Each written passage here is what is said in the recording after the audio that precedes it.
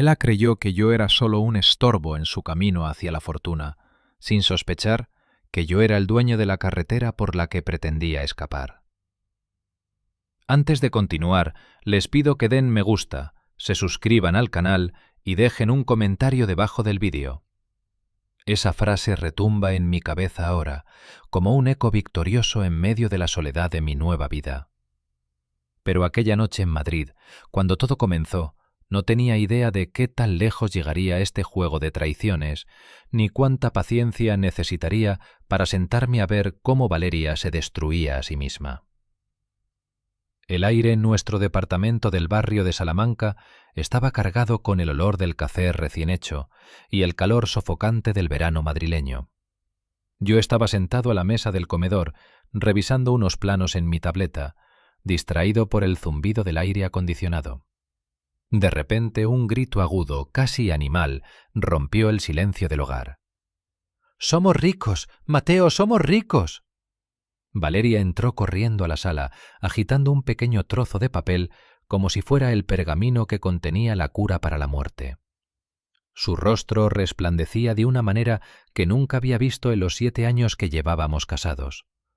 Sus ojos, generalmente fríos y calculadores, brillaban con una intensidad febril mientras apretaba el boleto de la primitiva contra su pecho, justo encima de su bata de seda color perla, que se ajustaba a sus curvas con una elegancia casi desafiante.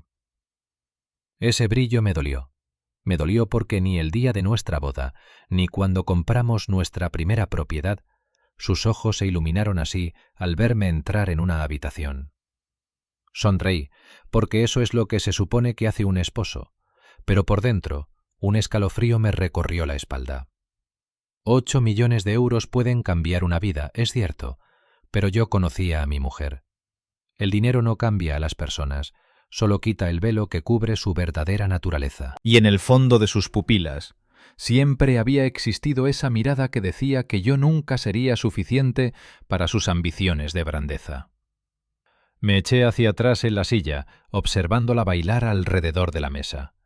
Sus movimientos eran fluidos, casi coreografiados, mientras empezaba a recitar una lista interminable. Un Porsche nuevo, vacaciones en las Maldivas, diamantes de la calle Serrano. Noté algo de inmediato. Nunca dijo nosotros. Cada palabra, cada sueño, empezaba con un yo, rotundo y egoísta. ¿Y bien?, pregunté con una calma que me sorprendió a mí mismo. ¿Qué es lo primero que haremos? Ella apenas me miró. Estaba demasiado ocupada admirando el boleto. «No te preocupes, Mateo», dijo restándole importancia con un gesto de la mano. «Ya tengo mis planes». Esa fue la primera grieta en el suelo bajo mis pies. Esa noche el sueño se me escapó. Me quedé en la cama fingiendo dormir hasta que escuché sus pasos suaves. Se encerró en el baño y el sonido del agua corriendo no fue suficiente para ocultar su voz susurrante, urgente y cargada de una excitación que ya no me pertenecía. «Sí, amor, no lo verá venir. Seremos libres por fin. Te lo prometí», decía ella, y pude imaginarla acariciando el borde de su lencería fina mientras hablaba con ese otro. Mi corazón se encogió. Sabía que no hablaba de nosotros. Hablaba de él, el hombre del que yo sospechaba desde hacía meses, pero al que nunca me había atrevido a confrontar por miedo a romper lo poco que quedaba de nuestro matrimonio. Me quedé mirando el techo hasta el amanecer, con esas palabras grabadas a fuego. No lo verá venir. Ella tenía razón. No lo había visto venir, pero esa madrugada me hice una promesa. No pelearía en la oscuridad. Dejaría que ella jugara todas sus cartas, hasta la última. Al día siguiente la atmósfera en el departamento cambió. Valeria tarareaba canciones de moda mientras preparaba un desayuno que no era para compartir. Estaba radiante, pero su sonrisa era para el futuro que ya estaba construyendo sin mí. Se movía por la cocina con una energía nueva, sus sandalias de tacón fino golpeando el suelo con un ritmo militar, imponente. «¿Por qué esa cara? ¿Acaso no eres feliz?», me preguntó, atrapándome mientras la observaba desde el umbral. Forcé la sonrisa que uno le da a un extraño en el metro para no parecer grosero. Claro que sí, cariño, mentí. Lo que ella no sabía, lo que nunca sospecharía, es que mucho antes de que ella empezara a tramar su salida, alguien me había preparado para la traición. Mi tío abuelo, un hombre que entendía la codicia mejor que nadie en España, me dejó una sola regla de oro antes de morir. Nunca luches contra la avaricia de frente, deja que se devore a sí misma. En ese momento decidí que le daría todo el espacio del mundo para que se atragantara con su propia ambición. 2 días después del anuncio del premio, el tono de la casa se volvió gélido. Yo ya no era su marido. Era un obstáculo, una mancha en el cuadro de lujo que ella estaba pintando. Llegué del trabajo ese viernes, agotado pero manteniendo la compostura, cargando unas bolsas del mercado. Al abrir la puerta, el olor me golpeó. Lejía y perfume caro. Era como si alguien hubiera intentado borrar mi rastro de cada rincón. Las fotos de nuestra boda en la Sierra de Guadarrama habían desaparecido de las paredes. Los estantes estaban vacíos. Y entonces la vi a ella. Estaba de pie junto a la puerta principal, con los brazos cruzados, luciendo un vestido rojo de seda italiana que gritaba «Fortuna». Sus labios estaban pintados de un carmín intenso y sus uñas, perfectamente cuidadas, brillaban como garras de porcelana. A sus pies, mi maleta me esperaba.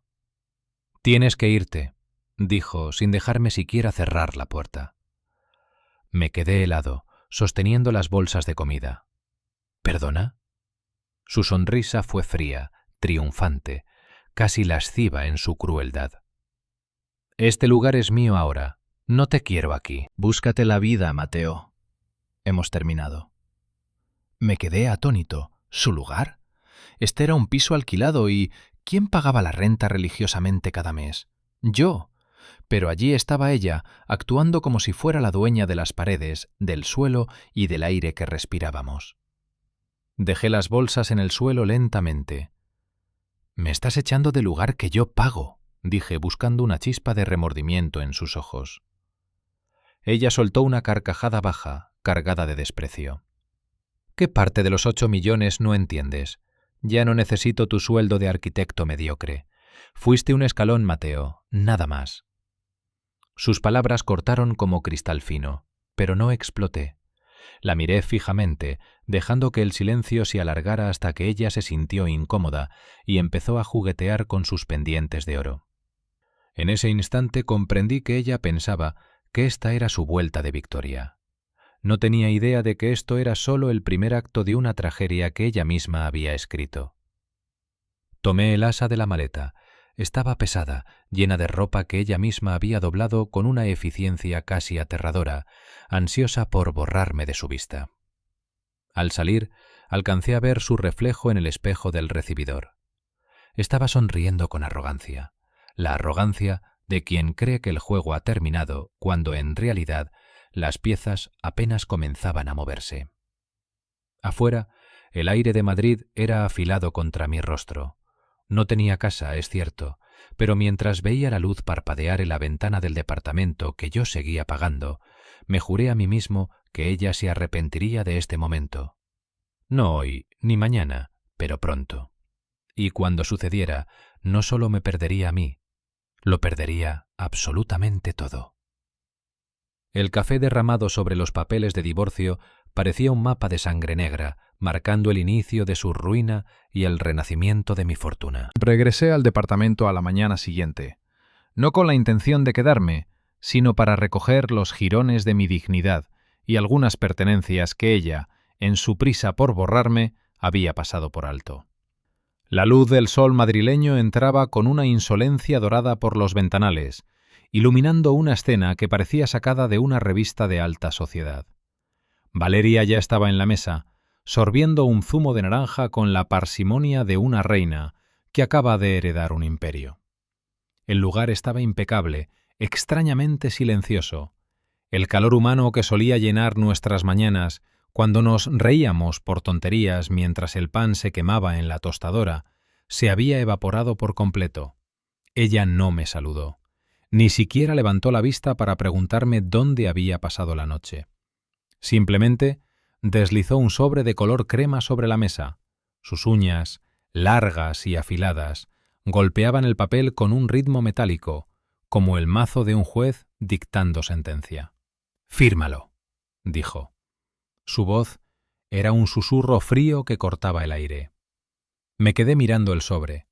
Mi taza de café estaba a medio llenar, el vapor subía en espirales perezosas y el aroma amargo me llenaba la nariz.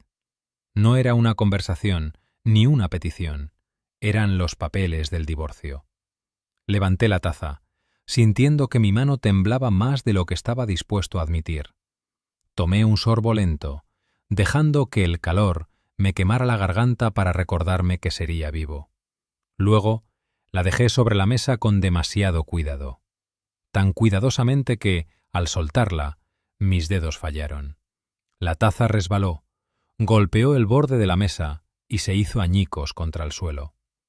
El café se extendió como una mancha voraz por las baldosas blancas, alcanzando los papeles que ella tanto ansiaba que firmara. Valeria no se inmutó. Se limitó a sonreír con suficiencia, observándome como si hubiera estado ensayando esta escena en su cabeza durante semanas. «No lo hagas más difícil de lo que tiene que ser, Mateo», dijo ella con un tono impregnado de una condescendencia que me revolvió el estómago. «Ya hablé con mi abogado. Es una ruptura limpia. Yo me quedo con el premio, el coche y el piso. Tú te quedas con las migajas que sobren». Sus palabras eran como cristales rotos, y aunque una parte de mí quería gritar, recordarle los años que la mantuve cuando no podía conservar un empleo, las facturas que pagué, las noches que la esperé despierto, otra parte de mí recordó las palabras de mi tío. Paciencia, siempre paciencia. Así que me quedé allí sentado, mirando la tinta corrida por el café, fingiendo estudiar la jerga legal. En mi mente, las piezas se movían a toda velocidad. Valeria tenía prisa, demasiada prisa, y la gente que corre siempre deja grietas. Grietas que yo iba a usar para hundirla. ¿Crees que eres la única que planeó esto?, susurré levantando la vista para encontrar sus ojos. Ella frunció el ceño, confundida por la falta de rabia en mi voz. Guardé los papeles mojados en el sobre y lo deslicé de vuelta hacia ella sin firmar. «Hoy no», le dije poniéndome de pie. «No firmo malos tratos». El destello de irritación en sus ojos me confirmó que había tocado una fibra sensible. Ella quería terminar con esto rápido, sin resistencia, pero yo no iba a darle esa satisfacción. Iba a arrastrar esto quitándole cada máscara, una por una. 2 noches después, me encontraba en una cafetería oscura en el centro de Madrid, cerca de la Plaza de Mayor. El aire olía a café quemado y madera vieja, y la lluvia de verano golpeaba los cristales como dedos nerviosos. No estaba allí por el café, estaba allí por las pruebas.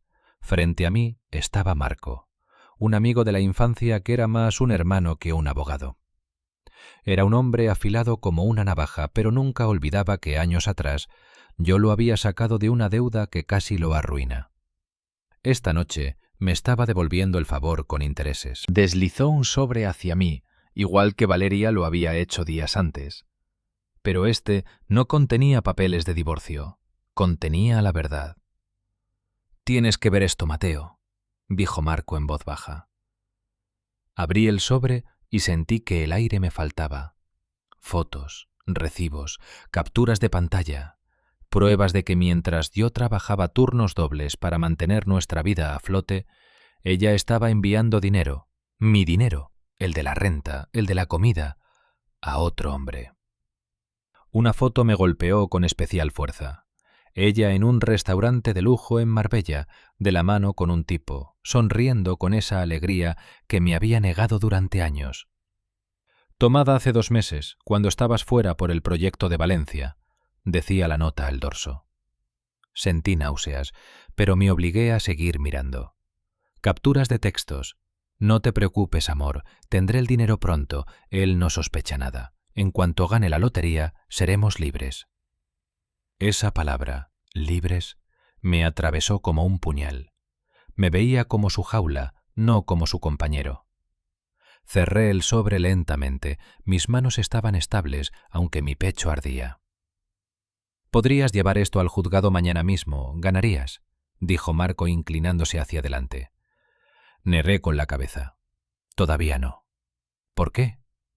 «Porque la paciencia destruye la codicia más rápido que la ira. Necesito que ella crea que ya me ganó. Necesito que termine de cavar su propia tumba». Me guardé el sobre en la chaqueta de cuero, sintiendo el peso de la traición como un escudo. «Ella ya está escribiendo el guión de su vida», le dije a Marco. «Solo estoy dejando que escriba el final». Salí de la cafetería y la lluvia me empapó los hombros, pero sentía una claridad absoluta. Ella pensaba que me había borrado de aquel piso, que me había dejado acorralado. No tenía idea de que yo tenía pruebas que ninguna cantidad de dinero podía borrar. Y cuando llegara el momento, no solo me iría con las manos vacías, me iría más rico de lo que ella jamás pudo imaginar. Esa noche, mientras caminaba por las calles mojadas, recordé un detalle crucial. Mi tío, antes de morir, me obligó a firmar un acuerdo prenupcial con él como testigo. En aquel entonces me pareció una tontería de viejo amargado, pero había una cláusula enterrada en la letra pequeña, una que Valeria, en su arrogancia, nunca leyó. Cualquier ganancia por azar o juego se consideraba propiedad comunitaria, a menos que una de las partes cometiera fraude conyugal. Y si el fraude existía, el 100% del premio pasaba al cónyuge fiel. Sonreí para mis adentros. Deja que siga gastando. Deja que crea que es libre. El suelo bajo sus pies ya estaba roto, y ella ni siquiera se había dado cuenta. La metamorfosis de Valeria no fue solo de cuenta bancaria, sino de alma. Se vistió de seda y encaje para ocultar una podredumbre que ya no le cabía en el pecho. No perdió ni un segundo en celebrar su nueva vida sin mí. Mientras yo me instalaba en un pequeño hotel de paso, ella se encargaba de que todo Madrid supiera que la nueva reina había llegado. La seguí de cerca, no por despecho, sino por estrategia. La vi entrar en las boutiques más exclusivas de la Milla de Oro, moviéndose con una arrogancia que el dinero nuevo suele otorgar a los corazones vacíos. La observé a través de los escaparates de la calle Serrano. Valeria lucía un vestido de satén negro que se adhería a su cuerpo como una segunda piel, resaltando cada curva con una intención casi depredadora. Sus tacones de aguja golpeaban el mármol de las tiendas con un ritmo seco, autoritario. Se deleitaba en el tacto de las telas caras, dejando que los dependientes la rodearan de bolsas de marcas que antes apenas podíamos pronunciar. No era elegancia, era una voracidad estética, un fetiche por el poder que emanaba de cada joya que se probaba frente al espejo. Saqué mi teléfono y con la frialdad de un cirujano comencé a grabar. Cada bolsa, cada recibo que tiraba con desprecio, cada risa burlona dirigida a las dependientas. Todo era evidencia. «Mi vida acaba de empezar», la oí decir mientras le entregaba su tarjeta dorada a una empleada. «Mi exmarido era solo un peso muerto. Le va a pesar cada minuto que me hizo perder». Peso muerto. Esas palabras me recordaron una noche de invierno en nuestro antiguo piso, cuando la calefacción se estropeó porque no teníamos para repararla. La envolví en mantas, le serví la última copa de vino y le prometí que saldríamos adelante. Ella me miró entonces con lo que yo creí que era amor. Ahora me daba cuenta de que solo estaba calculando cuánto más podía exprimir de mi seguridad antes de saltar a un barco más lujoso. De repente un Lamborghini de un naranja estridente rugió frente a la tienda. De él bajó un hombre más joven, con el tipo de bronceado artificial que solo tienen los que no trabajan bajo el sol. Era Adrián. Lo reconocí por las fotos que Marco me había entregado.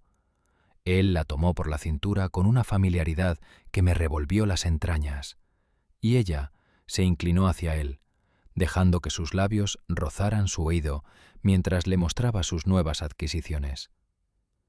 Eran la viva imagen de la traición envuelta en papel de regalo. Esa noche me reuní de nuevo con Marco.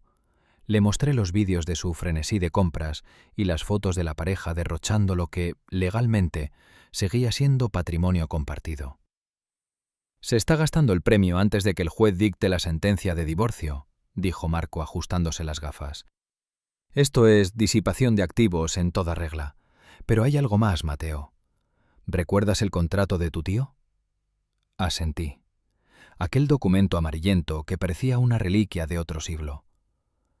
«He revisado la cláusula de fidelidad y transparencia», continuó Marco con una sonrisa lobuna. «Si demostramos que ella ya tenía planeado el abandono y que mantenía una relación económica paralela con este tipo antes de ganar el premio, no solo pierdes la mitad, ella pierde el 100%. El contrato que tu tío te hizo firmar a los 22 años es una obra maestra de la desconfianza legal». Me quedé en silencio, sintiendo el peso de la herencia de mi tío. Él siempre decía: «Deja que la codicia abra la puerta. Tú solo tienes que estar allí para cerrarla cuando ella pase». Decidí que no la detendría. Dejé que Valeria siguiera publicando fotos en sus redes sociales, presumiendo de su suite en el Hotel Ritz, de sus cenas de 1.000 euros y de su nuevo amante. Cada like que recibía era un clavo más en su ataúd financiero. Yo, mientras tanto, vivía de forma monacal, documentando cada uno de sus pasos, esperando el momento exacto en que su arrogancia la hiciera tropezar. La cita para la primera vista judicial llegó 10 días después. Valeria llegó al juzgado como si fuera a una alfombra roja. Llevaba un traje de chaqueta blanco impoluto, unas gafas de sol que cubrían media cara y un aura de invencibilidad que hacía que la gente se apartara a su paso. Adrián la esperaba en el pasillo, guiñándole un ojo desde la distancia. Ella me miró por encima del hombro mientras entrábamos en la sala. «Espero que hayas traído un buen abogado, Mateo», susurró con veneno, «porque después de hoy no te va a quedar ni para el billete de autobús». Me limité a ajustarme la corbata y a sentarme en mi sitio. Marco abrió su maletín y sacó una carpeta roja. El aire en la sala se volvió pesado, cargado de una tensión que Valeria confundía con triunfo. No sabía que estaba a punto de descubrir que la libertad que tanto ansiaba tenía un precio que sus 8 millones no podrían pagar. El juez entró y con el primer golpe de su mazo, el suelo bajo los pies de Valeria comenzó a desmoronarse. El silencio del juzgado era tan denso que podía oírse el latido frenético de Valeria, mientras su mundo de cristal empezaba a resquebrajarse bajo el peso de sus propias mentiras. Ella se sentaba con una postura impecable, cruzando sus piernas enfundadas en medias de seda negra que brillaban bajo las luces fluorescentes de la sala. Su mano, adornada con un anillo de diamantes que seguramente había comprado con el dinero del premio, jugueteaba con el asa de su bolso de piel de cocodrilo.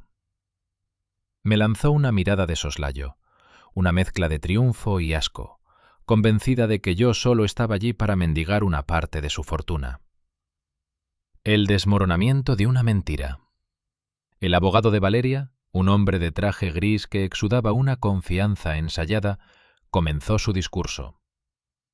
Habló de incompatibilidad de caracteres, de una mujer que quería empezar de cero y de un premio que, según él, le pertenecía exclusivamente a ella por haber sido la compradora física del boleto.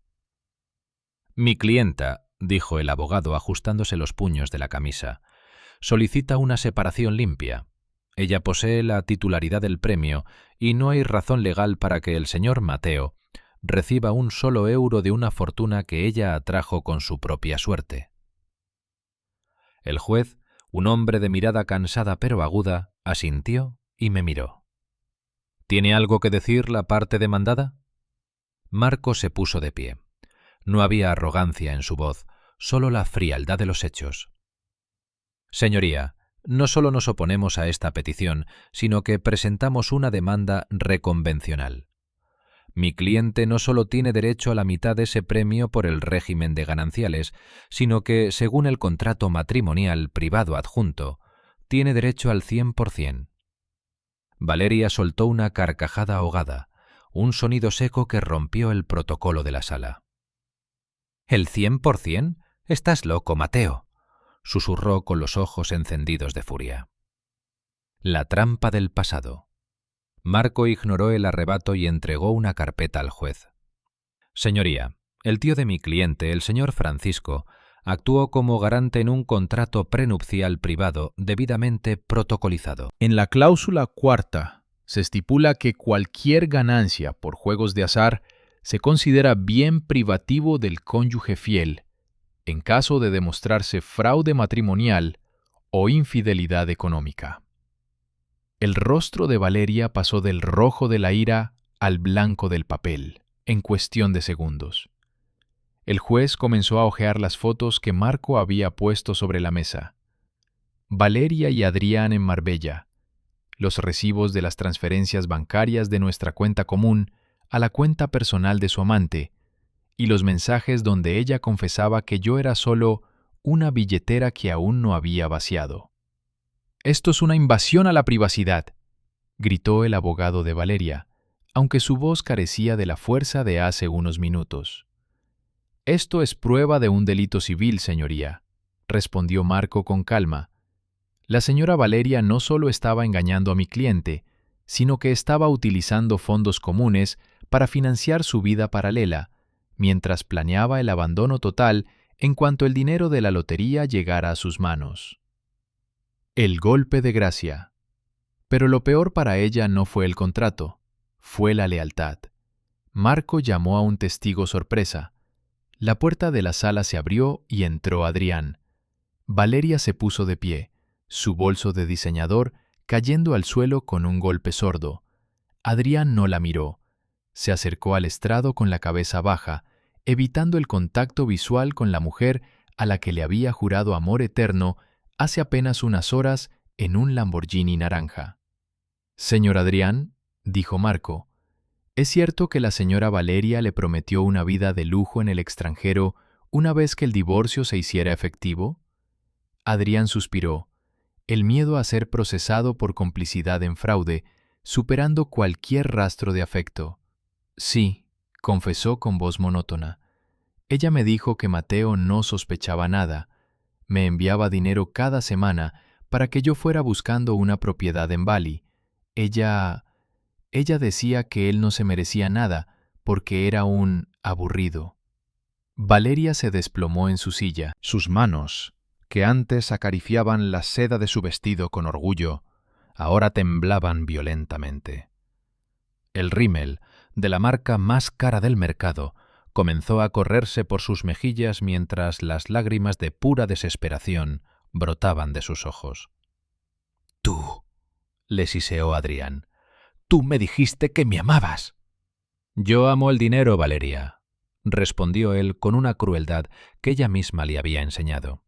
«Y parece que ahora el dinero lo tiene Mateo». El juez golpeó el mazo. La atmósfera en la sala era eléctrica.